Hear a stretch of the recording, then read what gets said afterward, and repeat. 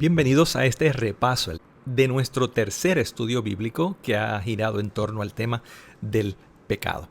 Recuerda que cada vez que te enfrentes a una nueva pregunta, detén el vídeo para que tengas tiempo de pensar y entonces contestar. Vamos a la primera.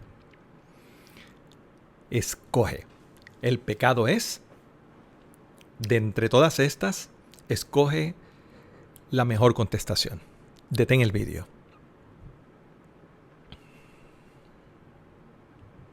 Exactamente, todas las anteriores. Todas estas frases ayudan a completar una buena definición de lo que bíblicamente es el pecado. Siguiente pregunta. ¿Cómo entró el pecado en el mundo? Detén el vídeo. El pecado en el mundo entró por causa del pecado de Adán y Eva. Siguiente pregunta. ¿Cierto o falso? Para cada una de estas 4 aseveraciones determina si es cierta o falsa. Detén el vídeo. Bien, el propósito de esta pregunta es básicamente enfatizar en un principio muy importante, sencillo pero importante. La primera, pecar siempre es un acto voluntario, definitivamente que sí. La segunda, cuando peco, ¿puedo echar la culpa al diablo? Definitivamente que no. La tercera, cuando peco, ¿puedo echar la culpa a la carne? Tampoco, eso también es falso. Y por último, cuando peco, ¿puedo echar la culpa a las circunstancias? Tampoco es cierto. El propósito es que recordemos que el pecado es mi propia responsabilidad. Soy yo quien he pecado, por lo tanto soy yo quien tengo que acudir a la invitación de Dios para recibir el perdón. Nada ni nadie es responsable de mi pecado, sino yo mismo. Siguiente pregunta. Completa lo que falta. En base a la historia de David y su pecado, podemos pensar que en esencia el pecado es... Detén el vídeo.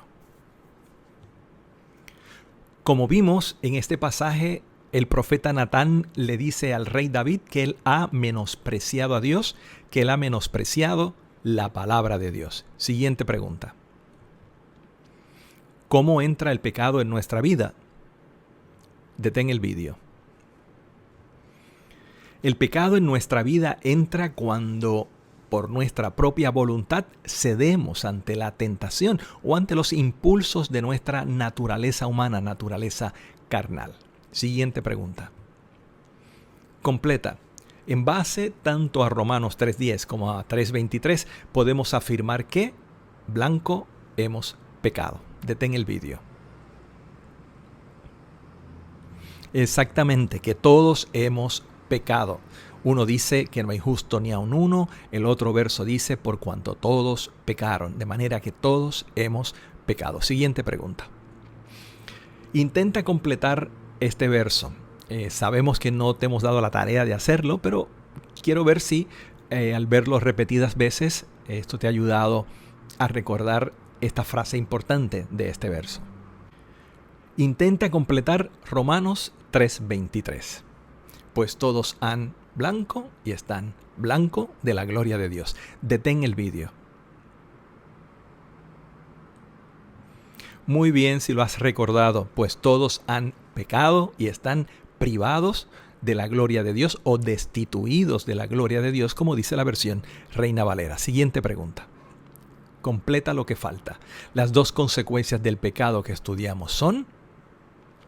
Detén el vídeo. Exactamente, la separación de Dios y la muerte espiritual. Siguiente pregunta. ¿Podemos librarnos del pecado por nosotros mismos? Explica por qué, sí o no, de acuerdo a tu contestación. Detén el vídeo. Definitivamente que no podemos librarnos del pecado por nosotros mismos. No. Ahora, ¿por qué? Porque el pecado es un problema que va más allá de nuestros recursos para solucionarlos. Es un problema espiritual que solo se puede resolver espiritualmente acudiendo a Dios. Ni siquiera la religión puede ayudarnos a eliminar, a quitar, a limpiarnos de nuestro pecado. Siguiente pregunta. ¿Quién es el único entonces que puede limpiar o quitar nuestro pecado? Explica por qué. Detén el vídeo.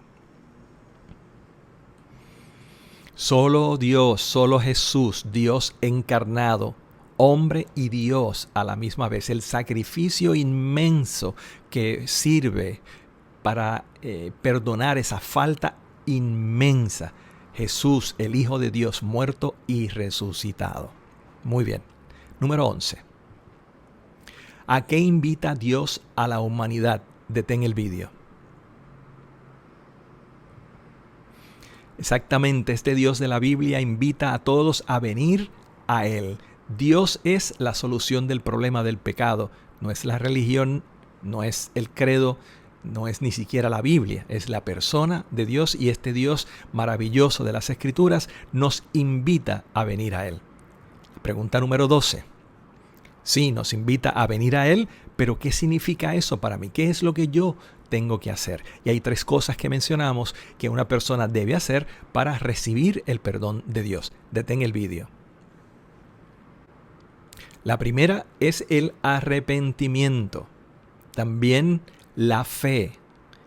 Tercero, la conversión. La primera significa la determinación nuestra de dejar de pecar. Al menos ese es nuestro deseo. La fe, creemos que solo Jesucristo puede salvarnos. Y conversión, nuestra decisión de cambiar de rumbo. Ese giro de 180 grados del que hablamos. Arrepentimiento, fe y conversión. Última pregunta. ¿Cuánto me costará? ¿Cuánto cuesta esta salvación? Detén el vídeo. Como hemos dicho, esta salvación es un regalo, es algo que recibimos gratuitamente de parte de Dios. ¿Por qué no nos cuesta nada? Porque ya Jesucristo pagó el precio por nosotros. Ese sacrificio inmenso eliminó esa falta inmensa, y no hay nada que nosotros tengamos que añadir al sacrificio de Jesús. Así que ¿cuánto me costará? Nada. Pero a la misma vez también dijimos que no nos cuesta nada, pero a la misma vez nos cuesta todo. Y esta frase la usamos para recordar que cuando uno recibe a Cristo en el sentido bíblico, cuando uno se convierte a Cristo, pasamos a ser su propiedad, y en ese sentido le damos todo lo que nuestra vida es. No es que damos todo lo que nuestra vida es para recibir el perdón de nuestros pecados. Es que cuando recibimos el perdón y la salvación, le estamos dando todo a Dios. Espero que te haya ayudado este repaso, que Dios te bendiga mucho, y esperamos que si no has contestado correctamente todas las preguntas, que puedas repasarlas antes de continuar con el siguiente. Que Dios te bendiga.